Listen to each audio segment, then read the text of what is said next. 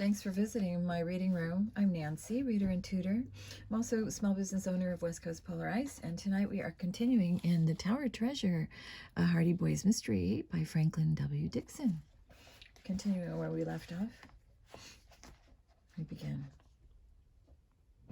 His shout was heard by the rest of the boys, who came on a run. Chet's joy was boundless. He examined the car with minute care while his chums crowded around. At last he straightened up with a smile of satisfaction. She hasn't been damaged a bit. All ready to run. The thief just hid the old bus in here and made a getaway. Come on, fellows, climb aboard. Free ride to the highway. Before leaving, the Hardys examined footprints left by the thief. He wore sneakers, Frank observed. Suddenly, Chet swung open the door and looked on the floor. You mean he wore my sneakers? They're gone. And carried his own shoes, Joe observed. Very clever. Well, that washes out one clue. Can't trace the man by his shoe prints. Let's go, Chet urged. He jumped into the car, and in a few seconds the engine roared. There was barely sufficient room in the clearing to permit him to turn the jalopy about. When he swung around and headed up the bypath, the boys gave a cheer and hastened to clamber aboard. Lurching and swaying, the car reached the abandoned road, and from there made the run to the main highway. The boys transferred to Tony's truck and the motorcycles and formed a parade into Bayport, with Frank and Joe in the lead. It was their intention to ride up to the police headquarters and announce their success to Chief Colleague. And I hope Smuff will be around, Chet gloated. As the grinning riders came down Main Street, however, they noticed that no one paid any attention to them, and there seemed to be an unusual air of mystery in the town. People were standing in little groups, gesticulating and talking earnestly. Presently, the Hardys saw Oscar Smuff striding along with a portentous frown. Joe called out to him, "What's going on, detective? You notice we found Chet's car." "I've got something more important than stolen cars to worry about." "Hey, what's that?" Detective Smuff stared blankly as the full import of the discovery filtered his consciousness. The boys waited for Smuff's praise, but he did not give it. Instead, he said, "I got a big mystery to solve. The Tower Mansion has been robbed." "Good night," the Hardys chorused. Tower Mansion was one of the show places of Bayport. Few people in the city had ever been permitted to enter the place, and the admiration with the palatial building excited was solely by reason of its exterior appearance. But the first thing a newcomer to Bayport usually asked was, "Who owns that house with the towers over on the hill?" It was an immense, rambling stone structure overlooking the bay and could be seen for miles, silhouetted against the skyline like an ancient feudal castle. The resemblance to a castle was heightened by the fact that from each of the far ends of the mansion arose a high tower. One of these had been built when the mansion was erected by Major Applegate, an eccentric, retired old army man who had made his fortune by lucky real estate deals. Years ago, there had been many parties and dances in the mansion, but the Applegate family had become scattered until at last there remained in the old home only Hurd Applegate and his sister Adelia. They lived in the vast, lonely mansion at the present time. Hurd Applegate was a man about 60, tall and stooped. His life seemed to be devoted now to the collection of rare stamps. But a few years ago, before he had built a new tower on the mansion, a duplicate of the original one. His sister Adelia was a maiden lady of uncertain years. Well-dressed women in Bayport were amused by her clothes. She dressed in clashing colors and unbecoming styles. Hurd and Adelia Applegate were reputed to be enormously wealthy, although they lived very simply, kept only a few servants, and never had visitors. "Tell us about the theft," Joe begged Smuff. But the detective waved his hand airily. "You'll have to find out yourselves," he retorted as he hurried off. Frank and Joe called goodbye to their friends and headed for home. As they arrived, the boys saw Hurd Applegate just leaving the house. The man tapped the steps with his cane as he came down them. When he heard the boys' motorcycles, he gave them a piercing glance. "Good day," he he growled in a grudging manner, and went on his way. He must have been asking Dad to take the case, Frank said to his brother as they pulled into the garage. The boys rushed into the house, eager to find out more about the robbery. In the front hallway, they met their father. "We heard the Tower Mansion had been robbed," said Joe. Mr. Hardy nodded. "Yes, Mr. Applegate was just here telling me about it. He wants me to handle the case. How much was taken?" Mr. Hardy smiled. "Well, I don't suppose it will do any harm to tell you. The safe in the Applegate library was opened. The loss will be about $40,000, all in securities and jewels." "Whew!" exclaimed Frank. "What a haul! When did it happen?" "Either last night or this morning. Mr. Applegate did not get up until after 10 o'clock this morning, and did not go into the library until nearly noon. It was then that he discovered the theft." "How was the safe opened?" "By using the combination. It was opened either by someone who knew the set of numbers, or else by a very clever thief who could detect the noise of the tumblers. I'm going up to the house in a few minutes. Mr. Applegate is to call for me." "I'd like to go along," Joe said eagerly. "So would I," Frank declared. Mr. Hardy looked at his sons and smiled. "Well, if you want to be detectives, I suppose it is about as good a chance as any to watch a crime investigation from the inside. If Mr. Applegate doesn't object, you may come with me." A few minutes later, a foreign-make, chauffeur-driven car drew up before the Hardy home. Mr. Applegate was seated in the car, in the rear, his chin resting on his cane. The three Hardys went outside. When the detective mentioned the boy's request, the man merely grunted assent and moved over. Frank and Joe stepped in after their father. The car headed toward Tower Mansion. "I don't really need a detective in this case," Hurd Applegate snapped. "Don't need one at all. It's as clear as the nose on your face. I know who took the stuff, but I can't prove it." "Whom do you suspect?" Fenton Hardy asked. "Only one man in the world could have taken the jewels and securities. Robinson." "Robinson?" "Yes, Henry Robinson, the caretaker. He's the man." The Hardy boys looked at each other in consternation. Henry Robinson, the caretaker of the Tower Mansion, was the father of one of their closest chums. Perry Robinson, nicknamed Slim, was the son of the accused man. That his father should be blamed for the robbery seemed absurd to the Hardy boys. They had met Mr. Robinson upon several occasions, and he had appeared to be good-natured, easygoing man with high principles. "I don't believe he's guilty," Frank whispered. "Neither do I," returned his brother. "What makes you suspect Robinson?" Mr. Hardy asked Hurd Applegate. "He's the only person besides my sister and me who ever saw that safe opened and closed.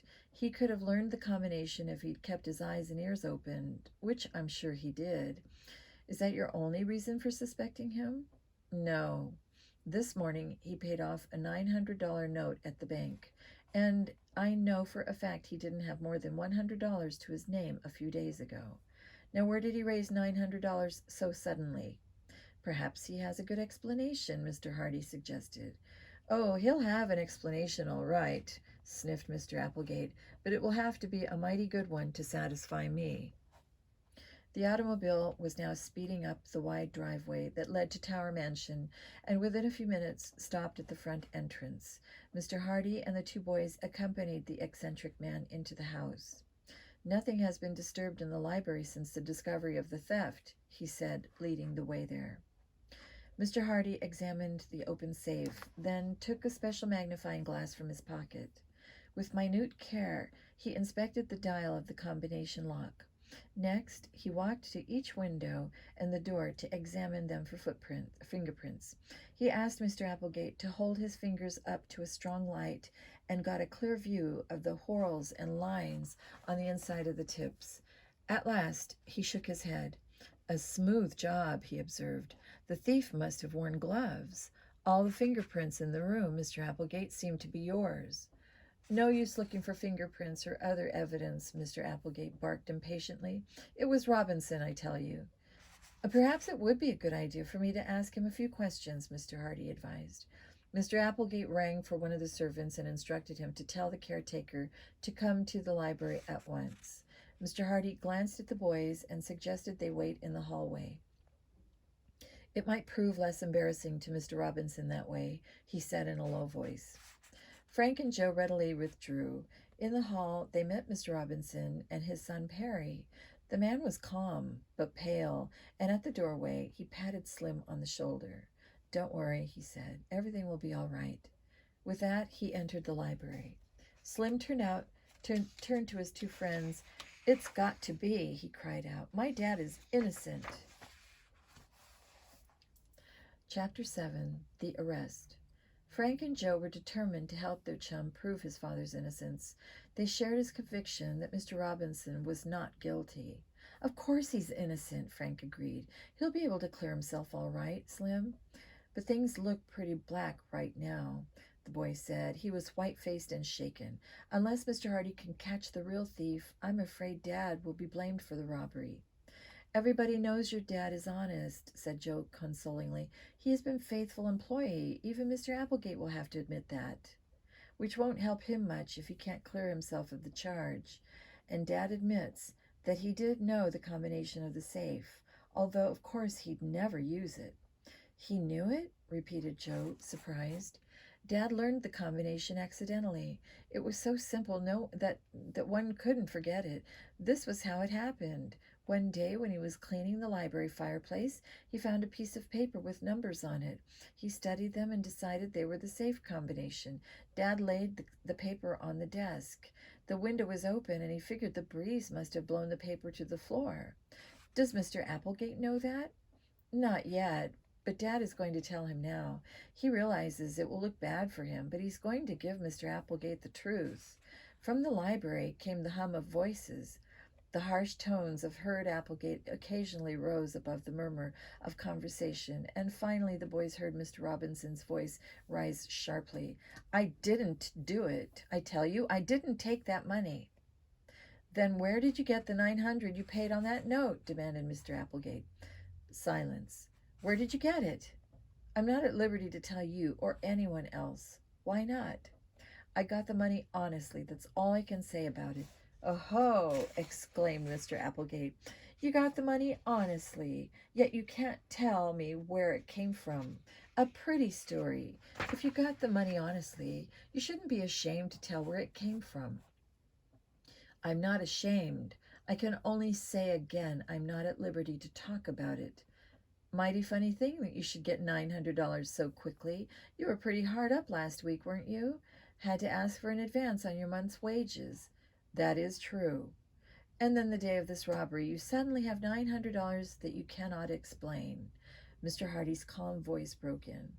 "Of course I don't like to pry into your private affairs, Mr. Robinson," he said, "but it would be best if you would clear up this matter of the money." "I know it looks bad," replied the caretaker doggedly, "but I've made a promise I can't break." "And you admit being familiar with the combination of the safe, too?" broke in Mr. Applegate. "I didn't know that before. Why didn't you tell me?" "I didn't consider it important. And yet you come and tell me now." "I have nothing to conceal. If I had taken the securities and jewels, I wouldn't be telling you that I knew the combination." "Yes," agreed Mr. Hardy. "That's a point in your favor, Mr. Robinson." "Is it?" asked Mr. Applegate. "Robinson's just clever enough to think up a trick like that. He'd figure that by appearing to be honest, I'd believe he is honest and couldn't have committed this robbery. Very clever, but not clever enough. There's plenty of evidence right this minute to convict him, and I'm not going to delay any further." In a moment, Mr. Applegate's voice continued. "Police station? Hello? Police station? This is Applegate speaking. Applegate. Herd Applegate. Well, we've found our man in that robbery." "Yes, Robinson. You thought so, eh?" "So did I, but I wasn't sure. He has practically convicted himself by his own story. Yes, I want him arrested. You'll be up right away? Fine. Goodbye." "You're not going to have me arrested, Mr. Applegate," the caretaker cried out in alarm. "Why not? You're the thief." "It might have been better to wait a while," Mr. Hardy interposed, "at least until there was more evidence." "What more evidence do we want, Mr. Hardy?" The owner of Tower Mansion sneered. "If Robinson wants to return the jewels and securities, I'll have to the charge withdrawn, but that's all." I can't return them. I didn't take them, Mr. Robinson defended himself. You'll have plenty of time to think, Mr. Applegate declared. You'll be in the penitentiary a long time. A long time. In the hallway, the boys listened in growing excitement and dismay. The case had taken an abrupt and tragic turn. Slim looked as though he might collapse under the strain. My dad's innocent, the boy muttered over and over again, clenching his fists. I know he is. They can't arrest him. He never stole anything in his life. Frank patted his friend on the shoulder. Brace up, pal, he advised. It looks discouragingly just now, but I'm sure your father will be able to clear himself. I'll have to tell Mother, stammered Slim. This will break her heart, and my sister's. Frank and Joe followed the boy down the hallway and along a corridor that led to the east wing of the mansion. There, in a neat but sparsely furnished apartment, they found Mrs. Robinson, a gentle, kind-faced woman who was lame. She was seated in a chair by the window, anxiously waiting. Her two daughters, Paula and Tessie, 12-year-old twins, were at her side, and all looked up in expectation as the boys came in. What news, son? Mrs. Robinson asked bravely as she had greeted the Hardys. Bad, Mother. They're not arresting him, cried Paula, springing forward. Perry nodded wordlessly. But they can't, Tessie protested. Dad couldn't do anything like that. It's wrong. Frank, looking at Mrs. Robinson, saw her suddenly slump over in a faint. He sprang forward and caught the woman in his arms as she was about to fall to the floor. Mother! Cried Slim in terror, as Frank laid Mrs. Robinson on a couch. Then he said quickly to his sister, Paula, bring the smelling salts and her special medicine. Perry explained that at times undue excitement caused an attack. I shouldn't have told her about Dad, the boy chided himself. She'd have to know it sooner or later, Joe said kindly. In a moment, Paula returned with the bottle of smelling salts and medicine. The inhalant brought her mother back to consciousness, and Paula then gave Mrs. Robinson the medicine. In a few moments, the woman completely revived and apologized for having worried everyone. I admit it was a dreadful shock to think my husband has been arrested, she said, but surely something can be done to prove his innocence. Instantly, Frank and Joe assured her they would do everything they could to find the real thief, because they too felt that Mr. Robinson was not guilty. The next morning, as the brothers were dressing in their room at home, Frank remarked, There's a great deal about this case that hasn't come to the surface yet. It's just possible that the man who stole Chet Morton's car may have had something to do with the theft. Joe agreed. He was a criminal. That much is certain. He stole an automobile and he tried to hold up the ticket office, so why not another robbery? Right, Joe. I just realized that we never inspected Chet's car for any clues to the thief, so let's do it. The stout boy did not bring his jalopy to school that day, so the Hardys had to submerge their curiosity until classes and baseball practice were over. Then, when Mrs. Morton picked up Chet and Iola, Frank and Joe went home with them. I'll look under the seats, Joe offered, and I'll search the trunk compartment. Frank walked to the back of the car and raised the cover. He began rooting under rags, papers, and discarded school books. Presently, he gave a cry of victory. Here it is! The best evidence in the world. Joe and Chet rushed to his side as he held up a man's red wig. Frank said excitedly, Maybe there's a clue in this hairpiece. An examination failed to reveal any, but Frank said he would like to show the wig to his father. He covered it with a handkerchief and put it carefully in an inner pocket. Chet drove the Hardys home. They assumed that their father was in his study on the second floor and rushed up there and into the room without ceremony. Dad, we found a clue, Joe cried. Then he stepped back, embarrassed, as he realized there was someone else in the room. Sorry, said Frank. The boys would have retreated, but Mr. Hardy's visitor turned around and they saw that he was Perry Robinson. It's only me, said Slim. Don't go. Hi, Slim. Perry had been trying to shed a little more light on the tower robbery, exclaimed Mr. Hardy. But what is this clue you're talking about? It might concern the robbery, replied Frank. It's about the red-haired man. He took the wig from his pocket and told where he had found it. Mr. Hardy's interest was kindled at once. This seems to link up a pretty good chain of evidence. The man who passed you on the shore road wrecked the car he was driving, then stole Chet's, and afterward tried to hold up the ticket office. When he failed there, he tried another and more successful robbery at the tower. Do you really think the wig might help us solve the tower robbery? Asked Perry, taking hope. Possibly. I was just telling your father, Slim went on, that I saw a strange man lurking around the grounds of the mansion 2 days before the robbery. I didn't think anything of it at the time, and in the shock of Dad's arrest, I forgot about it. Did you get a good look at him? Could you describe him? Frank asked. I'm afraid I can't. It was in the evening. I was sitting by a window studying and happened to look up. I saw this fellow moving about among the trees. Later, I heard one of the dogs barking in another part of the grounds. Shortly afterward, I saw someone running across the lawn. I thought he was just a tramp. Did he wear a hat or a cap? As near as I can remember, it was a cap. His clothes were dark. And you couldn't see his face? No. Well, it's not much to go on, said Mr. Hardy, but it might be linked up with Frank and Joe's idea that the man who stole the jalopy may still have been hanging around Bayport. The detective thought deeply for a few moments. I'll bring all these facts to Mr. Applegate's attention, and I'm going to have a talk with the police authorities.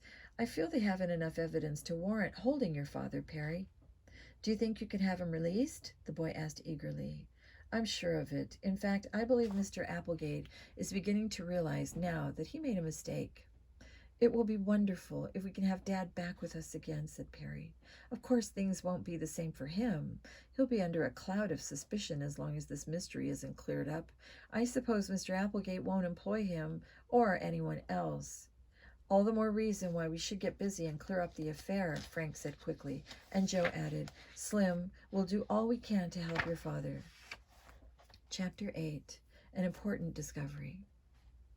When the Hardy boys were on their way home from school the next afternoon, they noticed that a crowd had collected in the vestibule of the post office and were staring at the bulletin board. Wonder what's up now, said Joe, pushing his way forward through the crowd with the agility of an eel. Frank was not slowing in following. On the board was a large poster. The ink on it was scarcely dry. At the top, in enormous black letters, it read, $1,000 reward.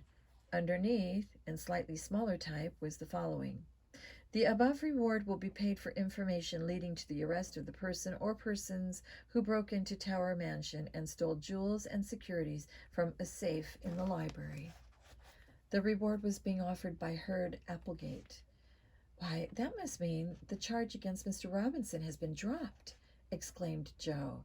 It looks like it. Let's see if we can find Slim. All about them, people were commenting on the size of the reward, and there were many expressions of envy for the person who would be fortunate enough to solve the mystery. $1,000, said Frank, as the brother made their way out of the post office. That's a lot of money, Joe. I'll say it is, and there's no reason why we haven't as good a chance of earning it as anyone else. I suppose Dad and the police are barred from the reward, for it is their duty to find the thief if they can. But if we track him down, we can get the money. It'll be a good sum to add to our college fund. Let's go. Say, there's Slim now. Perry Robinson was coming down the street toward them. He looked much happier than he had the previous evening, and when he saw the Hardy boys, his face lighted up. Dad is free, he told them. Thanks to your father, the charge has been dropped. I'm sure glad to hear that, exclaimed Joe. I see a reward is being offered. Your father convinced Mr. Applegate that it must have been an outside job and the work of a professional thief. Chief Colleague admitted there wasn't much evidence against Dad, so they let him go. It's a great relief. My mother and sisters were almost crazy with worry. No wonder, commented Frank. What's your father going to do now? I don't know, Slim admitted. Of course, we've had to move from the Tower Mansion estate. Mr. Applegate said that even though the charge has been dropped, he wasn't altogether convinced in his own mind that Dad hadn't had something to do with the theft, so he dismissed him. That's tough luck, but your dad will be able to find another job somewhere else, Frank said consolingly. I'm not so sure about that. People aren't likely to employ a man who's been suspected of stealing. Dad tried 2 or 3 places this afternoon, but he was turned down. The Hardys were silent. They felt very sorry for the Robinsons and were determined to do what they could to help them. We've rented a small house just outside the city, Slim went on. It's cheap and the neighborhood is kind of bad, but we'll have to get along. Frank and Joe admired Slim. There was no false pride about him. He faced the facts as they came and made the best of them. But if Dad doesn't get a job, it will mean that I'll have to go to work full time. Why, Slim, you'd have to quit school, Joe cried out. I can't help that.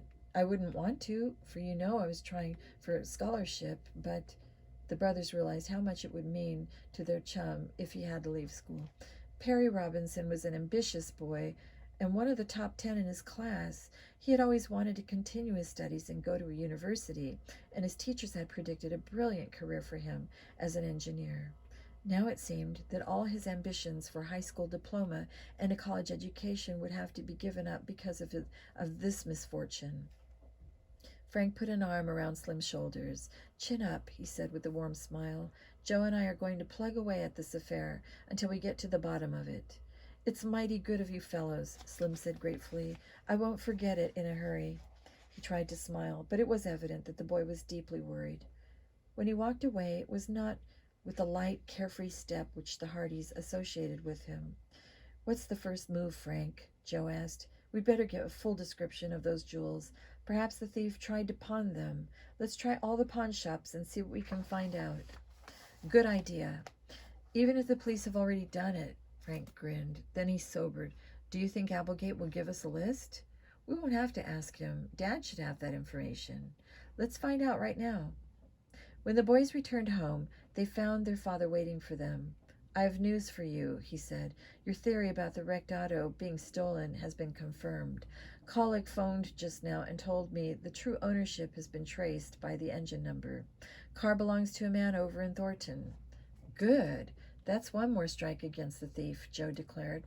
But a moment later, the boys met with disappointment when they asked their father for a list of the stolen jewels. I'm willing to give you all the information I have, said Fenton Hardy, but I'm afraid it won't be of much use. Furthermore, I'll bet I can tell you just what you're going to do. What? Make the rounds of the pawn shops to see if any of the jewels have been turned in. The Hardy boys looked at each other in amazement. I might have guessed, said Frank. Their father smiled. Not an hour after I was called in on the case, I had a full description of all those jewels in every pawn shop in the city. More than that, the description has been sent to jewelry firms and pawn shops in other cities near here, and also the New York police. Here's a duplicate list if you want it, but you'll just be wasting time calling at the shops. All the dealers are on the lookout for the jewels. Mechanically, Frank took the list, and I thought it was such a bright idea. It is a bright idea, but it has been used before. Most jewel robberies are solved in just this manner, by tracing the thief when he gets rid of the gems. Well, said Joe gloomily, I guess that plan is all shot to pieces. Come on, Frank, we'll think of something else. Out for the reward? Asked Mr. Hardy, chuckling. Yes, and we'll get it, too. I hope you do, but you can't ask me to help you any more. But you can't ask me to help you any more than I've done. It's my case, too, remember? So from now on, you boys and I are rivals. It's a go. More power to you, Mr. Hardy smiled and returned to his desk. He had a sheaf of reports from shops and agencies in various parts of the state through which he had been trying to trace the stolen jewels and securities. But in every case, the report was the same. There had been no lead to the gems or the bonds taken from Tower Mansion. When the boys left their father's study, they went outside and sat on the back porch steps. What shall we do now? Asked Joe. I don't know. Dad sure took the wind out of our sails that time, didn't he? I'll say he did, but it was just as well. He saved us a lot of trouble. Yes, we might have been going around in circles, Frank conceded. Joe wagged his head. It looks as if Dad has the inside track on the case, in the city anyway. What have you got in mind? Joe asked. To concentrate on the country. We started out to find the thief because he stole Chet's car. Let's start all over again from that point. Meaning? Mr. Redwig may have come back to the woods expecting to use uh, Chet's car jalopy again. And, Frank, you're a genius. You figure the guy may have left a clue by accident. Exactly. Fired with enthusiasm once more, the brothers called to Mrs. Hardy where they were going, then set off on their motorcycles. After parking them at the picnic site, the brothers once more set off for the isolated spot where the jalopy had been hidden. Everything looked the same as it had before, but Frank and Joe examined the ground carefully for new footprints. They found none, but Joe pointed out 6-inch circular marks at regular intervals. They're just the size of a man's stride, he remarked, and I didn't notice them before. I didn't either, said Frank. Do you suppose that thief tied pads onto his shoes to keep them from making footprints? Let's see where they lead. The boys followed the circular marks through the thicket. They had not gone far when their eyes lighted up with excitement. Another clue, Joe yelled, and this time a swell one. Chapter 9, Rival Detectives. Maybe, Frank said with a grin. Dad will take us into his camp when he sees these. Just a minute, Joe spoke up. I thought we were rivals now, and you and I have to solve this mystery alone to earn the reward. Frank held up a man's battered felt hat and an old jacket. If these belong to that thief, I think we've earned the money already. He felt through the pockets of the jacket, but they were empty. No clue here, he said. This hat has a label, though. New York City store, said Joe. And the coat, too, Frank added. Same shop. Well, one thing is sure. If they do belong to the thief, he never meant to leave them. The labels are a dead giveaway. He might have been frightened off, Joe concluded. Maybe when he found that Chet's jalopy was gone, he felt he'd better scram and forgot the coat and hat. What I'd like to know, Frank said, is whether some hairs from that red wig may be in the hat. Joe grinned. Bright boy. He carried the hat to a spot where the sunlight filtered down through the trees and looked intently at the inside, even turning down the band. Yowee, success, he yelled. Frank gazed at 2 short strands of red hair. They looked exactly like those in the wig, which the boys had found. Joe sighed. I guess we'll have to tell Dad about this. He has the wig. Right. Frank and Joe hurried home, clutching their precious clues firmly. Mr. Hardy was still in his study when his sons returned. The detective looked up, frankly surprised to see them home so soon. There was the suspicion of a twinkle in his eyes. What? More clues, he exclaimed. You're really on the job. You bet we have more clues, cried Frank eagerly. He told the boys' story and laid the hat and jacket on a table. We're turning these over to you. But I thought you two were working on this case as my rivals. To tell the truth, said Frank, we don't know what to do with the clues we found. It leads to New York City. Mr. Hardy leaned forward in his desk chair as Frank pointed out the labels and the 2 strands of red hair. And besides, Frank went on, I guess the only way to prove that the thief owns these clothes is by comparing the hairs in the hat with the red wig, and Joe and I don't have the wig. With a grin, the detective went to his files and brought it out. Chief Colleague left this here. The strands of hair were compared and matched perfectly. You boys have certainly made fine progress. Mr. Hardy praised his sons. He smiled. And since you have, I'll let you in on a little secret. Chief Colleague asked me to see what I could figure out of the wig. He says there's no maker's name on it. And there isn't? Joe asked. His father's eyes twinkled once more. I guess Colleague's assailants or assistants weren't very thorough. At any rate, I discovered there's an inner lining, and on that is the maker's name. He's in New York City, and I was just thinking about flying there to talk to him. Now you boys have given me a double incentive for going. Frank and Joe beamed with pleasure. Then suddenly their faces clouded. What's the matter? Mr. Hardy asked them. Joe answered, It looks as though you're going to solve the case all alone. Nothing of the sort, the detective replied. The person who brought the wig may not have given his name. The hat may have been purchased a long time ago, and it isn't likely that the clerk who sold it will remember who brought it. The same with the jacket. Frank and Joe brightened. Then the case is far from solved, Frank said. All these are good leads, however, Mr. Hardy said. There is always a chance that the store may not be far from where the suspect lives. Though it's a slim chance, we can't afford to overlook anything. I'll take these articles to the city and see what I can do. It may mean everything, and it may mean nothing. Don't be disappointed if I come back empty-handed. And don't be surprised if I come back with some valuable information. Mr. Hardy tossed the wig, coat, and hat into a bag that was standing open near his desk. The detective was accustomed to being called away suddenly on strange errands, and he was always prepared to leave at a moment's notice. Not much use starting now, he said, glancing at his watch, but I'll go to the city first thing in the morning. In the meantime, you boys keep your eyes and ears open for more clues. The case isn't over yet by any means. Mr. Hardy picked up some papers on his desk as a hint that the interview was over, and the boys left the study. They were in a state of high excitement when they went to bed that night and could not get to sleep. That thief must be pretty smart, murmured Joe, after they talked long into the night. The smarter crooks are, the harder they fall, Frank replied. If this fellow has any kind of record, it won't be long for Dad to run him down. I've heard Dad say that there is no such thing as a clever crook.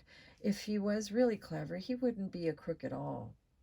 Yes, I guess there's something in that, too. But it shows that we're not up against any amateur. This fellow is a slippery customer. He'll have to be a mighty slippery from now on. Once Dad has a few clues to work on, he never lets up till he gets his man. And don't forget us, said Joe, yawning. With that, the boys fell asleep. When they went down to breakfast the following morning, Frank and Joe learned that their father had left for New York on an early morning plane. Their mother remarked, I'll be so relieved when he gets back. So often these missions turn out to be dangerous. She went on to say that her husband had promised to phone her if he wasn't going to be back by supper time. Suddenly, she added with a tantalizing smile, Your father said he might have a surprise for you if he remains in New York. Mrs. Hardy refused to divulge another word. The boys went to school, but all through the morning could scarcely keep their minds on studies. They kept wondering how Fenton Hardy was faring on his quest in New York and what the surprise was. Slim Robinson was at school that day, but after classes he confided to the Hardys that he was leaving for good. It's no use, he said. Dad can't keep me in school any longer, and it's up to me to pitch in and help the family. I'm to start work tomorrow at a supermarket. And you wanted to go to college, exclaimed Frank. It's a shame. Can't be helped, replied Perry with a grimace. I consider myself lucky to have stayed in school this long. I'll have to give up all those college plans and settle down in the business world. There's one good thing about it. I'll have a chance to learn supermarket work from the ground up. I'm starting in the receiving department, he smiled. Perhaps in about 50 years I'll be head of the firm. You'll make good at whatever you tackle, Joe assured him. But I'm sorry you won't be able to go through college as you planned. Don't give up hope yet, Slim. One never knows what may happen. Perhaps the thief who did rob Tower Mansion will be found. Frank and Joe wanted to tell Slim about the clues they had discovered the previous day, but the same thought came into their minds, that it would be unfair to raise any false hopes. So they said goodbye and wished him good luck. Perry tried hard to be cheerful, but his smile was very faint as he turned away from them and walked down the street. I sure feel sorry for him, said Frank, as he and Joe started for home. He was such a hard worker in school and counted so much on going to college. We've just got to clear up the tower robbery. That's all there is to it, declared his brother. As they neared the Hardy home, the boys' steps quickened. Would they find that their father had returned with the information on the identity of the thief? Or was he still in New York? And were they about to share another of his secrets? Chapter 10. A Sleuthing Trip. Frank and Joe's first stop was the Hardy garage. Looking in, they saw that only Mrs. Hardy's car was there. Their father had taken his sedan to the airport and not brought it back. Dad's not home, Joe cried excitedly. Now we'll hear what the surprise is. Dashing into the kitchen, he called, Mother! I'm upstairs, dear, Mrs. Hardy called back. The boys rushed up the front stairway, 2 steps at a time. Their mother met them at the door of their bedroom. Smiling broadly, she pointed to a packed suitcase on Frank's bed. The boys looked puzzled. Next, from her pocket dress, Mrs. Hardy brought out 2 plane tickets and some dollar bills. She handed a ticket and half the money to each of her sons, saying, "Your father wants you to meet him in New York to help him on the case." Frank and Joe were speechless for a moment. Then they grabbed their mother in a bear hug. "This is super," Joe exclaimed. "What a surprise." Frank looked affectionately at his mother. "You sure are busy today, getting our plane tickets and money. I wish you were going too." Mrs. Hardy laughed. "When I go to New York for a weekend, I want to have fun with you boys, not trot around to police stations and thieves' hideouts," she teased. "I'll go some other time." "Well, let's hurry downstairs. There's a snack ready for you. Then I'll drive my detective sons to the airport." In less than 2 hours, the boys were on the plane to New York City. Upon landing there, they were met by Mr. Hardy. He took them to his hotel, where he had engaged an adjoining room for them. It was not until the doors were closed that he brought up the subject of the mystery. "The case has taken an interesting turn and may involve considerable research. That's why I thought you might help me." "Tell us what has happened so far," Frank requested eagerly. Mr. Hardy said that immediately upon arriving in the city, he had gone to the office of the company which had manufactured the red wig. After sending in his card to the manager, he had been admitted readily. "That's because the name of Fenton Hardy is known from the Atlantic to the Pacific," Joe interjected proudly. The detective gave his son a wink and went on with the story. "Some of our customers in trouble, Mr. Hardy?" the manager asked me when I laid the red wig on his desk. "Not yet," I said, "but one of them may be if I can trace the purchaser of this red wig." The manager picked it up. He inspected it carefully and frowned. "We sell mainly to an exclusive theatrical trade. I hope none of the actors has done anything wrong." "Can you tell me who bought this one?" I asked. "We make wigs only to order," the manager said. He pressed a button at the side of his desk. A boy came and departed with a written message. "It may be difficult. This wig is not a new one. In fact, I would say it was fashioned about 2 years ago."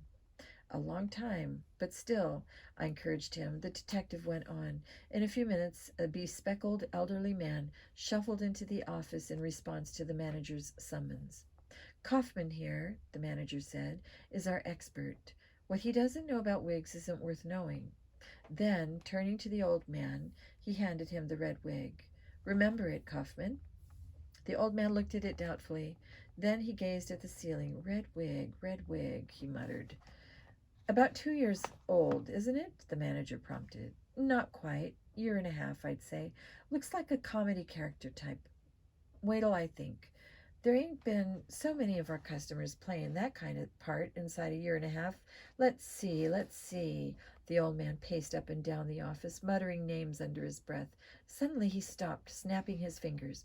"I have it," he said. "It must have been Morley who bought that wig."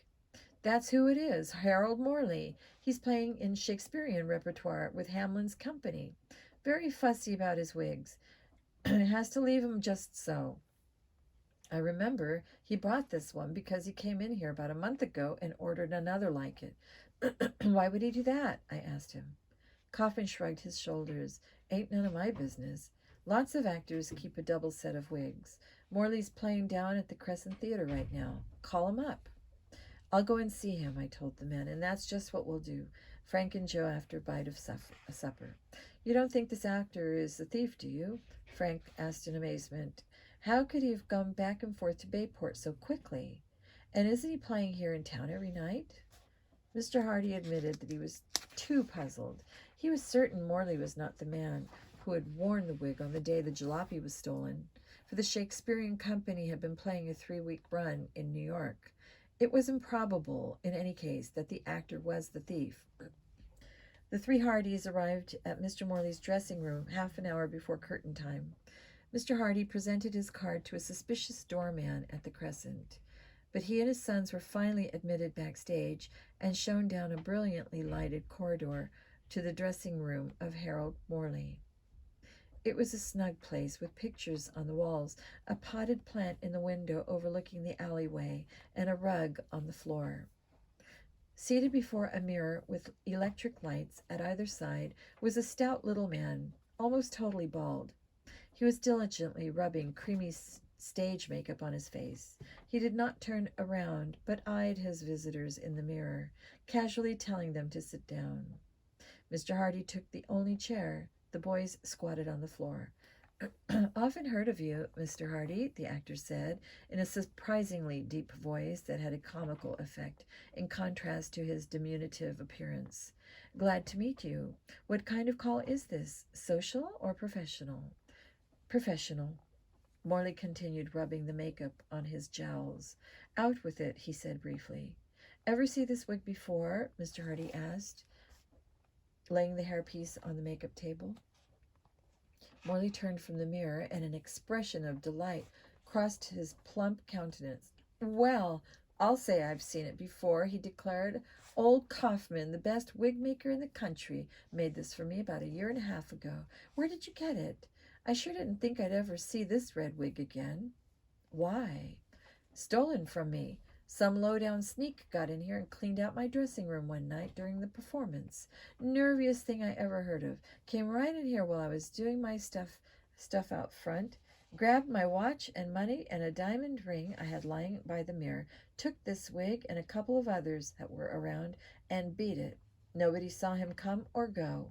Must have got in by that window. Morley talked in short, rapid sentences, and there was no mistaking his sincerity. All the wigs were red, he stated.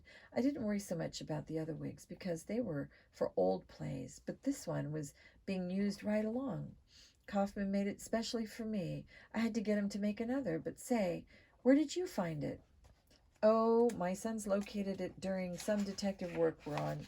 The crook left this behind. I was trying to trace him by it. Morley did not inquire further.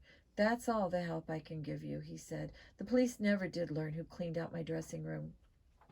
Too bad. Well, I'll probably get him some other way. Give me a list and description of the articles he took from you. Perhaps I can trace him through that.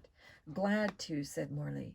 He reached into a drawer and drew out a sheet of paper, which he handed to the detective. That's the same list I gave the police when I reported the robbery. Number of the watch and everything. I didn't bother to mention the wigs. Figured they wouldn't be in any condition to wear if I did get them back. Mr. Hardy folded the list and put it in his pocket. Morley glanced at his watch, lying face up beside the mirror, and gave an exclamation. Suffering Sebastopol. Curtain in 5 minutes, and I'm not half made up yet. Excuse me, folks, but I've got to get on my horse. In this business, I'll be ready in a minute. Doesn't go. He seized a stick of grease paint and feverishly resumed the task of altering his appearance to that of a character he was portraying at that evening's performance. Mr. Hardy and his sons left. They made their way out to the street. Not much luck there, Frank commented, except through Mr. Morley's stolen jewelry, his father reminded him. If that's located in a pawn shop, it may lead to the thief. Well, boys, would you like to go into the theater via the front entrance and see the show? Yes, Dad, the brothers replied, and Joe added, Tomorrow we'll try to find out the name and address of the thief through his coat and hat. Right, the detective said. The Hardys enjoyed the performance of The Merchant of Venice, with Mr. Morley as Lancelot Gobbo, and laughed hilariously at his comedy and gestures. The next morning, the detective and his sons visited the store from which the thief's jacket and hat had been purchased. They were told that the styles were 3 years out of date, and there was no way to tell who had bought them. The articles, the head of the men's suit department suggested, may have been picked up more recently at a second-hand clothing store. The Hardys thanked him and left. All this trip for nothing, Joe gave a sigh. His father laid a hand on the boy's shoulder. A good detective, he said, never sighs with discouragement, nor becomes impatient. It took years of persistence to solve some famous cases. He suggested that their next effort be devoted to doing some research in the city's police files. Since Mr. Hardy had formerly been a member of the New York City Detective Force, he was permitted to search the records at any time. Frank and Joe accompanied him to headquarters, and the work began. First came a rundown on any known New York criminals who used disguises. Of these men, the Hardys took the reports on the next ones, on the ones who were thin and of medium height. Next came a check by telephone on the whereabouts of these people. All could be accounted for as working some distance from Bayport at the time of the thefts, with one exception.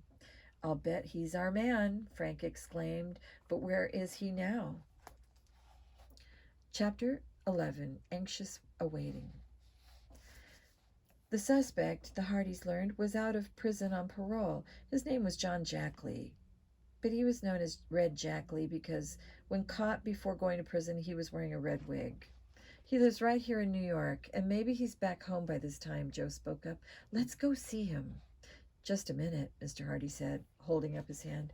"I don't like to leave Mother alone so long. Besides, in this type of sleuthing, 3 detectives together are too noticeable to a crook. This Jackley may or may not be our man, but if he is, he's probably dangerous. I want you boys to take the evening plane home. I'll phone the house the minute the thief is in custody." "All right, Dad," his sons chorused, though secretly disappointed that they had to leave. When they reached home, Frank and Joe learned that their mother had been working on the case from a completely different angle. Hers was the humanitarian side. "I went to call on the Robinsons to try to bolster their spirits," she said. "I told them about your trip to New York, and that seemed to cheer them a lot.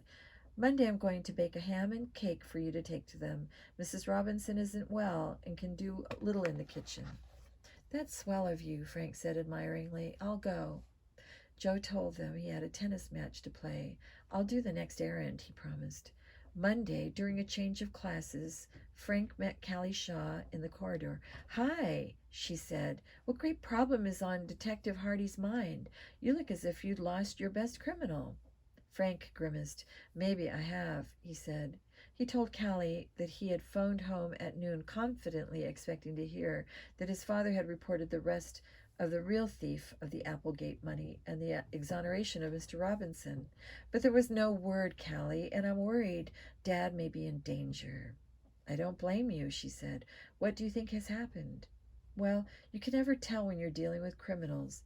Now, Frank, you're not going to tell me that your father would let himself get trapped," Callie said.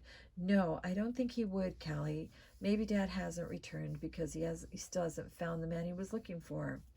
"Well, I certainly hope the thief is caught," said Callie, but Frank, nobody really believes Mr. Robinson did it. Nobody but Herd Applegate and the men who employ people. Until they find the man who did take the stuff, Mr. Robinson is out of a job. I'm going over to see the Robinsons soon. Where are they living?" Frank gave Callie the address. Her eyes widened. "Why, that's one of the poorest sections of the city, Frank. I had no idea the Robinsons' plight was that bad." "It is, and it'll be a lot worse unless Mr. Robinson gets work pretty soon. Slim's earnings aren't enough to take care of the whole family.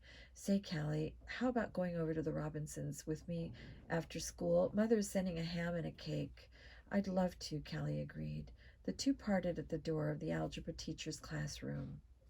As soon as the last bell had rung, Frank and Callie left the building together. First they stopped at the Shaw house to leave the girls' books. "I think I'll take some fruit to the Robinsons," Callie said, and quickly filled a bag with oranges, bananas, and grapes. When the couple reached the Hardy home, Frank asked his mother if any messages had come. "No, not yet," she answered. Frank said nothing to her about being concerned over his father, as he tucked the ham under one arm and picked up the cake box. But after he and Callie reached the street, he again confided his concern to Callie. "It does seem strange you haven't heard anything yet," she admitted. "But don't forget the old saying, no news is good news, so don't worry." "I'll take your advice," Frank agreed. No one wearing a sour look around the Robinsons. No use wearing a sour look around the Robinsons. "Or when you're with me either," Callie said, tossing her head teasingly. Frank hailed an approaching bus bound for the section of the city in which the Robinsons lived. He and Callie climbed aboard. It was a long ride, and the streets became less attractive as they neared the outskirts of Bayport. It's a shame, that's what it is, declared Callie abruptly. The Robinsons were always accustomed to having everything so nice, and now they have to live here. Oh, I hope your father catches the man who committed that robbery, and soon. Her eyes flashed, and for a moment she looked so fierce that Frank laughed. I suppose you'd like to be the judge and jury at this trial, eh? I'd give him 100 years in jail, Callie declared. When they came to the street where the Robinsons had moved, they found that it was an even poorer thoroughfare than they had expected. There were small houses badly in need of paint and repairs. Shabbily dressed children were playing in the roadway. At the far end of the street stood a small cottage that somehow contrived to look homelike in spite of the surroundings. The picket fence had been repaired and the yard had been cleaned up. This is where they live, said Frank. Callie smiled. It's the neatest place on the whole street. Paula and Tessie answered their knock. The twins' faces lighted up with pleasure when they saw who the callers were. Frank and Callie, they exclaimed. Come in. The callers were greeted with kindly dignity by Mrs. Robinson. She looked pale and thin, but had the same self-possession she had always shown at Tower Mansion. We can't stay long, Callie explained, but Frank and I just thought we'd run out and see how you all are. And we brought something for you. The fruit, ham, and cake were presented. As the twins oohed and awed over the food, Mrs. Robinson's eyes filled with tears. You are dear people, she said. Frank, tell your mother I can't thank her enough. Frank grinned as Mrs. Robinson went on. Callie, we shall enjoy this fruit very much. Many thanks. Paula said, It's a wonderful gift. Say, did you know Perry got a better job the second day he was at the supermarket? No, that's swell, Frank replied. It didn't take the manager long to find out how smart Slim is, eh? The twins giggled, but Mrs. Robinson said dolefully, I wish my husband could find a job.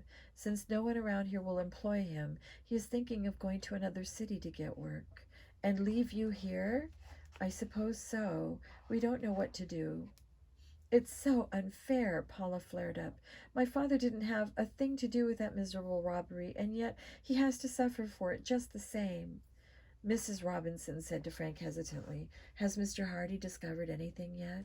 I don't know, Frank admitted. We haven't heard from him. He's been in New York following up on clues, but so far there's no word. We hardly dare hope that he'll be able to clear Mr. Robinson, the woman said sorrowfully. The whole case is so mysterious. I've stopped thinking of it, Tessie declared. If the mystery isn't cleared up, okay.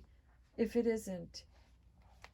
mystery is cleared up, okay. But if it isn't, we won't starve at any rate. And my father knows we believe in him. Yes, I suppose it doesn't do much good to keep talking about it, agreed Mrs. Robinson. We've gone over the whole matter so thoroughly that there isn't anything more to say. So by tacit consent, the subject was changed, and for the rest of their stay, Frank and Callie chatted of doings at school. Mrs. Robinson and the girls invited them to remain for supper, but Callie insisted that she must go. As they were leaving, Mrs. Robinson drew Frank to one side. Promise me one thing, she said. Let me know as soon as your father returns. That is, if he has any news. I'll do that, Mrs. Robinson, Frank agreed. I know what this suspense must be like for you and the twins. It's terrible, but as long as Fenton Hardy and his sons are working on the case, I'm sure it will be straightened out. Callie and Frank were unusually silent all the way home. They had been profoundly affected by the change that the Tower Mansion mystery had caused in the lives of the Robinsons. Callie lived but a few blocks from the Hardy home, and Frank accompanied her to the door. See you tomorrow, he said. Yes, Frank, and I hope you'll hear good news from your father. The boy quickened his steps and ran eagerly into the Hardy house. Joe met him. Any phone call? Joe shook his head. Mother's pretty worried that something has happened to Dad. Chapter 12. A disturbing absence. Another whole day went by. When still no word had come from Mr. Hardy, his wife phoned the New York hotel. She was told that the detective had checked out the day before. Discouraged and nervous about the new mystery of their father's disappearance, Frank and Joe found it almost impossible to concentrate on their studies. Then the following morning, when Mrs. Hardy came to awaken them, she wore a broad smile. "Your father is home," she said excitedly. "He's all right, but he's had a bad time. He's asleep now and will tell you everything after school."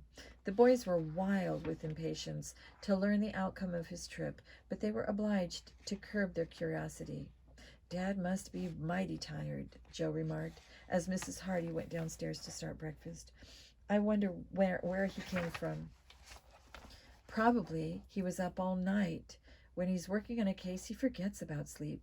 Do you think he found out anything?" "Hope so, Frank. I wish he'd wake up and tell us. I hate to go back to school without knowing."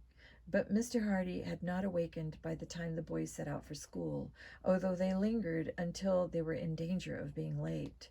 As soon as classes were over, they shattered all records in their race home. Fenton Hardy was in the living room, and as they rushed in panting, he grinned broadly. He looked refreshed after his long sleep, and it was evident that his trip had not been entirely without success, for his manner was cheerful. "Hello, boys. Sorry I worried you and Mother."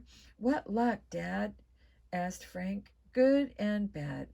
Here's the story. I went to the house where Red Jackley was boarding. Although he seemed to be an exemplary parolee, I decided to watch him a while and try to make friends." "How could you do that?" "By taking a room in the same house and pretending to be a fellow criminal." "Wow!" Joe cried. "And then?" "Jackley himself spoiled everything. He got mixed up in a jewel robbery and cleared out of the city. Luckily, I heard him packing, and I trailed him. The police were watching for him, and he couldn't get out of town by plane or bus. He outwitted the police by jumping a freight on the railroad." "And you still followed?" "I lost him 2 or 3 times, but fortunately I managed to pick up his trail again. He got out of the city and into upper New York State. Then his luck failed him. A railroad detective recognized Jackley, and the chase was on. Up to that time, I had been content with just keeping behind him. I had still hoped to pose as a fellow fugitive and win his confidence. But when the pursuit started in earnest, I had to join the officers." "And they caught Jackley?" "Not without great difficulty.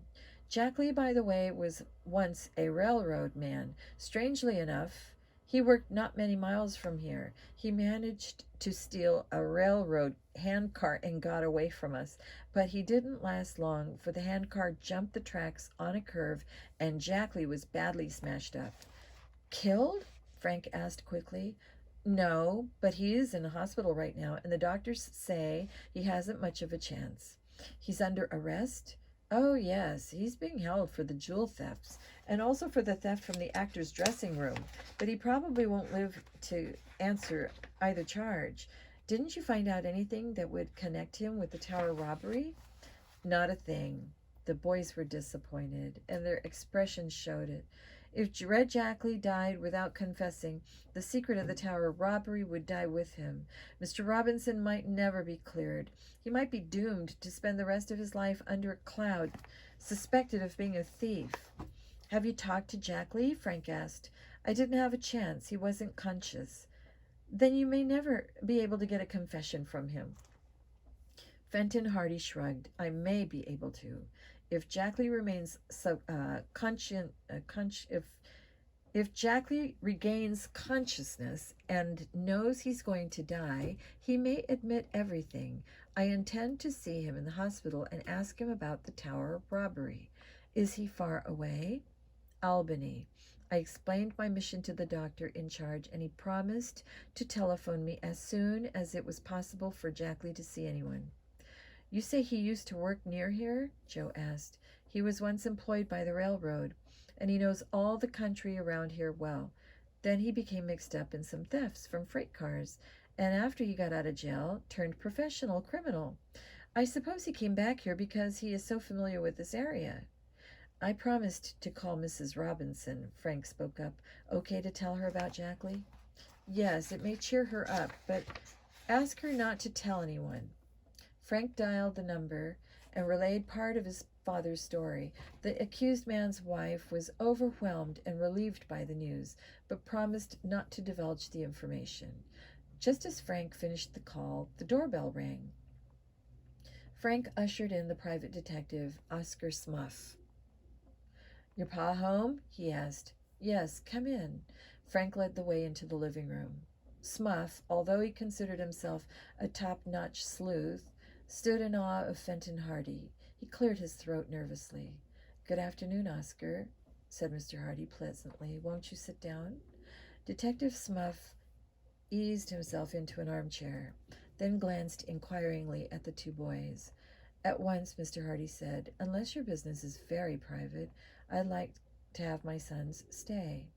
"Well, I reckon that'll be all right," Smuff conceded. "I hear you're working on this Applegate case." "Perhaps I am." "You've been out of town several days," Smuff remarked cannily, "so I deduced you must be working on it." "Very clever of you, Detective Smuff," Mr. Hardy said, smiling at his visitor. Smuff squirmed uneasily in his chair. "I'm working on this case, too. I'd like to get that $1,000 reward, but I'd share it with you. I was just wondering if you'd found any clues." Mr. Hardy's smile faded. He said with annoyance, "If I went away, it is my own business. And if I'm working on the tower robbery, that also is my business. You'll have to find your own clues, Oscar." "Well, now, don't get on your high horse, Mr. Hardy," the visitor remonstrated. "I'm just anxious to get this affair cleared up, and I thought we might work together. I heard you were with the officers that what chased this here notorious criminal, Red Jackley." Mr. Hardy gave a perceptible start. He had no idea that news of the capture of Jackley had reached Bayport, much less that his own participation in the chase had become known. The local police must have received the information, and somehow Smuff had heard the news. "What of it?" Mr. Hardy asked in a casual way. "Did Jackley have anything to do with the Tower case?" "How should I know?" "Wasn't that what you were working on?" "As I've told you, that's my affair." Detective Smuff looked sad. "I guess you just don't want to cooperate with me, Mr. Hardy. I was thinking of going over to the hospital where this man Jackley is and questioning him about the case." Mr. Hardy's lips narrowed into a straight line. "You can't do that, Oscar. He isn't conscious. The doctor won't let you see him." "I'm going to try. Jackley'll come to some time, and I want to be on hand. There's a plane at 6 o'clock, and I am to leave my house about 5:30 to catch it." He thumped his chest in admiration. "Detectives don't have to show up for a plane till the last minute, eh, Mr. Hardy? Well, I have a talk with Mr. Jackley tonight, and I may let you know what he says." "Have it your own way," said Mr. Hardy. "But if you take my advice, you'll not visit the hospital. You'll just spoil everything. Jackley will talk when the time comes." "So there is something in it," Smuff said triumphantly. "Well, I'm going over there and get a confession." With that, he arose, stumped out of the room, and left the house. Chapter 13. Teamwork. After Smuff left the house, Mr. Hardy sat back with a gesture of despair. "That man," he said, "handles an investigation so clumsily that Red Jackley will close up like a clam if Smuff manages to question him." At that moment, the telephone rang. The boys listened excitedly as Mr. Hardy answered. "Hello? Oh, yes, Doctor. Is that so? Jackley will probably live only until morning? I can see him. Fine. Thank you. Goodbye." The detective put back the receiver and turned to the boys. "I'll take that 6 o'clock plane to Albany, but if Smuff goes too, it may ruin everything. The Albany police and I must question Jackley first." "When's the next commercial flight after 6?" Joe asked. 7 o'clock. "Then," said Frank, "Smuff can take that one and question Jackley later. Come on, Joe, let's see what we can do to help Dad." "Don't you boys do anything rash," their father warned. "We won't." Frank led the way outdoors and started walking down the street. "What's on your mind?" Joe asked as they reached the corner. "We must figure out how to keep Detective Smuff in Bayport until 7 o'clock. "But how?" "I don't know yet, but we'll find a way. We can't have him bursting into that hospital room and spoiling the chance of Dad's getting a confession. Smuff might ruin things, so the case will never be solved." "You're right." The brothers walked along the street in silence. They realized that the situation was urgent, but though they racked their brains trying to think of a way to prevent Detective Smuff from catching the 6 o'clock plane, it seemed hopeless. Let's round up our gang, Joe finally suggested. Perhaps they'll have some ideas. The Hardys found their friends on the tennis courts of Bayport High. Hi, fellas, called Chet Morton when he saw Frank and Joe approaching. You're too late for a game. What you been up to? We had some important things to do, Frank replied. Say, we need your help. What's the matter? Asked Tony Prito. Oscar Smuff is trying to win that $1,000 reward and get himself on the Bayport police force by interfering in one of Dad's cases. Frank explained. We can't tell you much more than that, but the main thing is we want to keep him from catching the 6 o'clock plane. We don't want him to go until 7. What do you want us to do? Bill Hooper asked. Help us figure out how to keep Smuff in Bayport until 7 o'clock. Without having Chief Collig lock us up? Jerry Gilroy put in. Are you serious about this, Frank? Absolutely. If Smuff gets to a certain place before Dad can, the case will be ruined, and I don't mind telling you that it has something to do with Slim Robinson. Chet Morton whistled. Oh ho, I catch on. The tower business. If that's it, we'll make sure the 6 o'clock plane leaves here without that nutty detective. Chet had a special dislike for Smuff, because the man had once reported him for swimming in the bay after hours. So our problem, said Phil solemnly, is to keep Smuff here and keep out of trouble ourselves. Right. Well, Jerry Gilroy said, let's put our heads together, fellows, and work out a plan. A dozen ideas were put forth, each wilder than the one before. Biff Hooper, with the wide grin, went so far as to propose kidnapping Smuff, binding him hand and foot, and setting him adrift in the bay in an open boat. We could rescue him later, he said. The proposed was so ridiculous that the others howled with laughter. Phil Cohen suggested setting the detectives' watch back an hour. That plan, as Frank observed, was a good one, except for the minor difficulty of laying hands on the watch. We might send him a warning not to take a plane before 7 o'clock, Tony Prito said, and sign it with the skull and crossbones. That's a keen idea, Chet cried enthusiastically. Let's do it. Wait a minute, fellows, Frank spoke up. If Smuff ever found out who wrote it, we'd be up to our necks in trouble. We could all be arrested. I know, Joe cried suddenly, snapping his fingers. Why didn't I think of it before? And it's so simple, too. Well, tell us, Frank urged. Joe explained that every once in a while he and Frank went down to Rocco's fruit store to act as clerks while the owner went home to supper. He stayed open evenings until 9. Rocco's is only a block from Smuff's house. Smuff knows Frank and I go there, so he wouldn't be surprised to see us in the neighborhood. I suggest that the bunch of us meet casually down near the store, and one boy after another stop Smuff to talk. Maybe we can even get him into the shop. You know, Smuff loves to eat. You can't hate him for that, Chet spoke up. I'll be glad to invite him in and buy him an apple for his trip. A 15-minute delay for Smuff is all we need, Frank said. I think it's a swell idea, Biff spoke up, and I'm sure Mr. Rocco will cooperate. Who's going to persuade him? Phil asked. That's Frank and Joe's department, Jerry replied.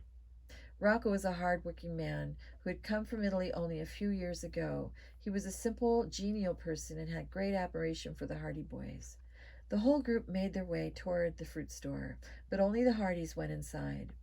The others spread out to watch for Smuff, who was expected to leave his house soon. Each boy went over his part in the plan. When Frank and Joe walked into the fruit store, they found the dark-eyed Rocco sorting oranges. Buonasera, he said. Good evening. How you like my fix the place? Looks swell, Frank answered. New bins, better lights. Then he added, how does your neighborhood Smuff like it? Rocco threw up his hands in a gesture of disgust. Oh, that man, he makes me mad. He say I charge too much. He tell me I ought to go back to old country. Don't pay any attention to him, Joe advised. Say, Mr. Rocco, he went on, you look tired. Why don't you go home for an hour or so and let Frank and I take over here? You think I look tired? That worry my wife. Then Rosa say I must close up early. Rocco sighed. You very kind boys. I do what you say. Come back 6:30. As Rocco removed his apron, he said, I fix trash in yard to burn. You do that? Glad to. Rocco showed them a wire incinerator in the yard, then left the store. 5 minutes later, there was a whistle from the street, a signal from Jerry. Frank and Joe went to the front door to watch. Smuff was just backing his car out of the driveway. As prearranged, Phil hurried over and stopped him. The detective and the boy apparently got into an argument. But it did not last long enough to satisfy Frank and Joe. The conversation took less than 2 minutes. Then Smuff backed around into the street. Hey, Frank, said Joe, I have an idea. Go light the trash. Make it a roaring fire. Without further explanation, he dashed into the street, but Frank figured out what was in his brother's mind. He dashed through the store and into the yard. Quickly, he lighted the papers in the incinerator in several places. The rubbish blazed lustily. Joe was intently watching the scene down the street. Smuff was now being interviewed by Biff, and Chet came forward to urge Smuff to take some fruit with him on his trip. The detective hesitated, then shook his head and started off in his car. Only 5 of the necessary 15-minute delay had elapsed. Joe hesitated no longer. Running down the street, he held up one hand for the oncoming car to stop. Come quick, Smuff, he called out. There's a fire back at Rocco's. Well, you put it out. I'm in a hurry, the detective told the boy tartly. You mean you let all of Bayport burn down just because you're in a hurry? Joe pretended to scoff. Smuff winced, but still did not move. Joe said, Where's the fire? Smuff cried out. Joe said, starting back to the store, Well, Frank and I will have to take care of it alone. This brought the detective to action. He realized he might be missing a chance to become a hero. In a flash, he drove his car down the street and parked in front of the fruit store. Where's the fire? Smuff cried out, nearly bumping into Frank, who was dashing from the front door of Rocco's. The fire is back there in the yard, Frank pretended to pant. You go look and see if we ought to turn on an alarm. Smuff dashed inside the store and hurried to the yard. By this time, the Hardys' friends had gathered in Rocco's fruit store. They asked excitedly what was going on. Frank, Joe, yelled Smuff from the rear of the store. Where's Rocco? Where's the pail? Where's some water? Chapter 14, The Confession. I think I'll stop right there. We'll pick up on the rest of the story in just a few minutes. Okay, good night.